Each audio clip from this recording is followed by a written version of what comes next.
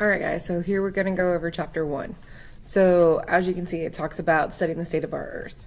So when you're going through and reading your modules, you're going to have these 2 pieces, 3 pieces, 4 pieces at the beginning of every chapter. So you need to make sure that you're going through and looking at it when it tells you to define the field of environmental science, discuss its importance.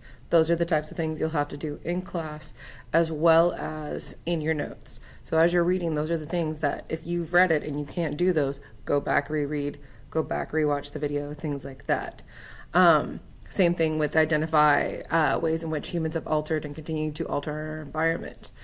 We're going to be discussing this throughout the entire year, so make sure that you're keeping cognizant of that and being aware of human impact every time we go through a new unit, a new piece. Being able to see, okay, how did we impact it? How did we adjust it?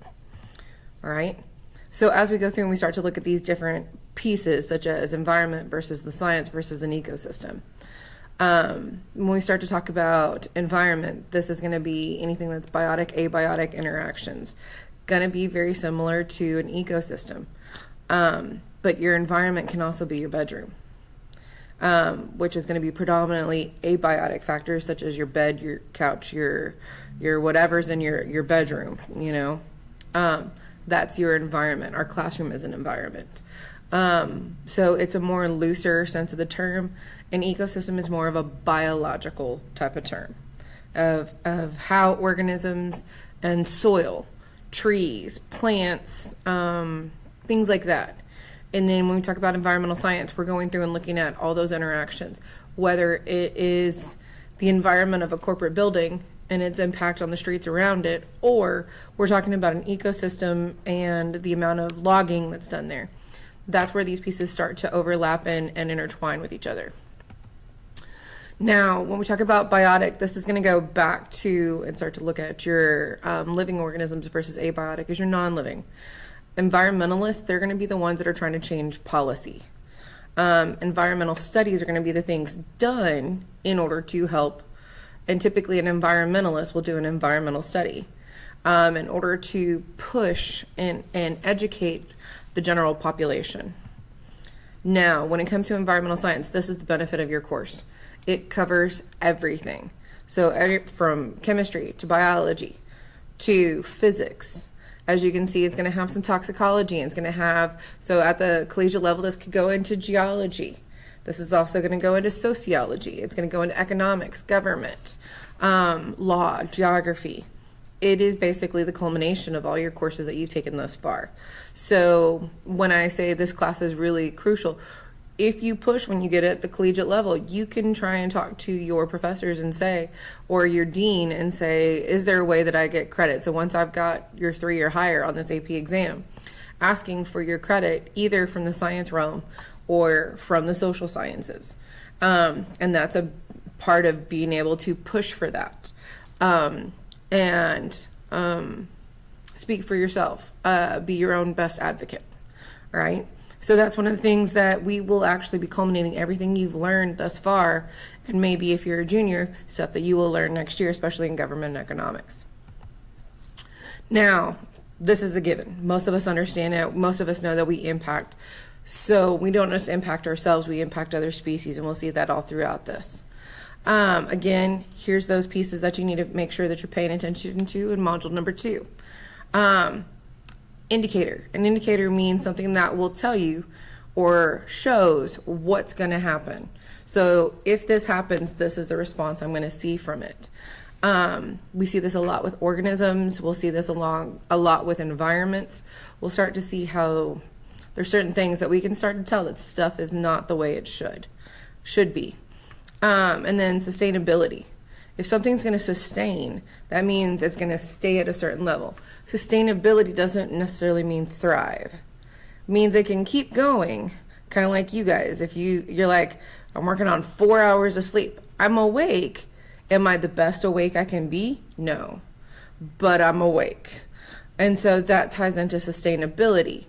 Versus thriving is something completely different. So when we talk about sustainability, basically we're pushing that envelope to the outer edge of what it can do. It still maintains, but doesn't necessarily mean that it's thriving and really great. So when they talk about let's push forward sustainability, means there's still going to be some damage done. Okay? So when we talk about ecosystem services, these are the things that we benefit from the world around us. So the fact that trees give us oxygen and run that through photosynthesis. The fact that we can dig or catch fish out of a pond or out of the ocean. That's a part that we consider a service to us. It's a benefit to humans. It's basically what can the environment do for us. And sometimes we add back in a positive way, but more often than not, we don't. We're more of a taker than a giver. The environment is the giver and we're the taker typically, which is why we have issues with sustainability. Now, when we talk about those indicators, we can have indicator species. An indicator species a great one would be a frog. Why? Because they breathe through their skin. So if there's air pollution, they're going to suffer.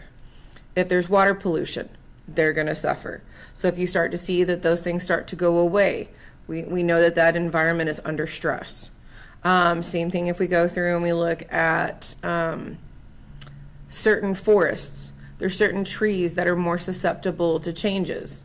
If you take a forest and you start taking out the canopy off of it, you're going to see other trees are going to suffer, and you're going to see different kind of shrubs coming in and less tree development. And so some of those shrubs might push out some of those trees. So we can start to see indications of change just by the organisms that are present.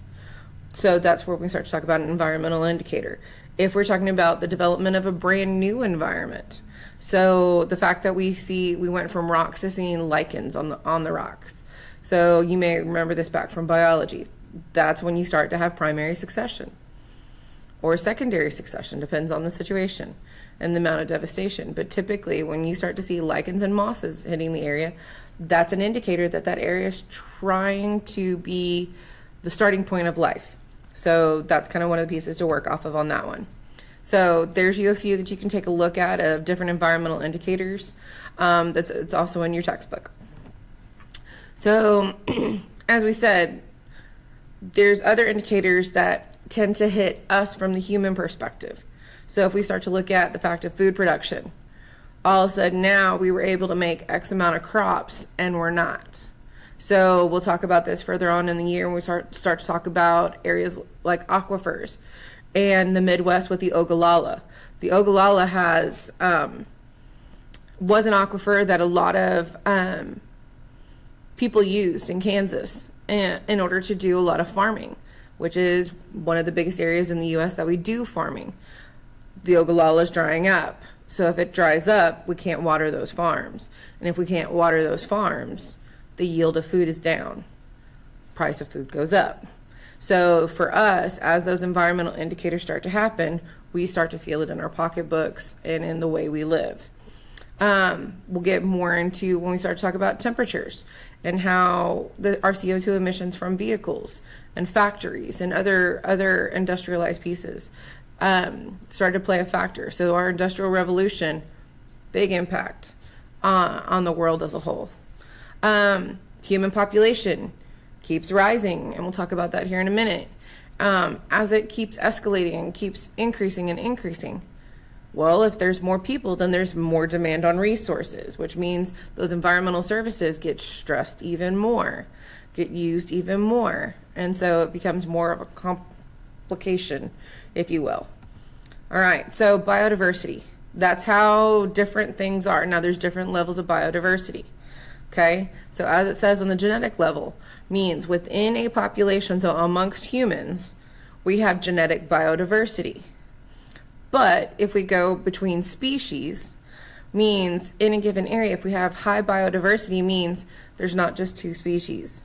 That means there's multiple species present in order for that area to be surviving well. Because then you have great interactions of positives and negatives that help to keep things in balance. When we go bigger, broader ecosystems, those are when we start to talk about outside. Is there, your cricket, your grasshopper, your grass, your tree, your soil, your worms, your bacteria in the soil, the bacteria on the worms. You start to see more of a detail piece on that one. Okay? So kind of like it shows here. At the top, you see the mountain range. If there's only one set of tree on that mountain range, that area is probably going to struggle. If it only has one type of source, it's going to struggle. But when you have varieties and options, that area tends to do well. It's got different types of trees, which help to maintain soil, which helps maintain water flow, which is set for the environment. There's not an introduced species taking over other things. When you have that, then that ecosystem is healthy. And as you see in that ecosystem, in that picture, you can see a bear, a chipmunk, trees, fungus, flowers, soil, ferns, birds. That is a species-rich environment. Then we go down to the little chipmunks at the bottom. So with the little chipmunks at the bottom, you can see that they've got different genetic material. If their genetics starts to all be the same, that's the problem with the benefit of bacteria. They're kind of like that. They're clones. So because they breed asexually, their genetic material typically is very similar. Hence why antibiotics work so well. I kill one, I kill all for the most part, or majority of them.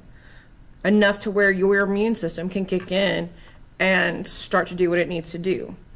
Versus if you have genetic diversity, I may kill one or two over here, but the rest of them are just fine. So genetic diversity is crucial in order for organism survival. So as we just talked about that, high diversity, better for the environment. We talked about species diversity. Speciation is where we start to move and start to create different species based off of geographic separations, differences in how they function, and preference. They can start to split apart and create different ones. And so much so where they don't interbreed anymore, because that's kind of the definition of that species group. They can reproduce and breed with each other. Speciation causes two new separate ones that don't breed with each other. Background rate extinction, this is normal level extinction. It's, hey, this species outcompeted that one so much so that it died out.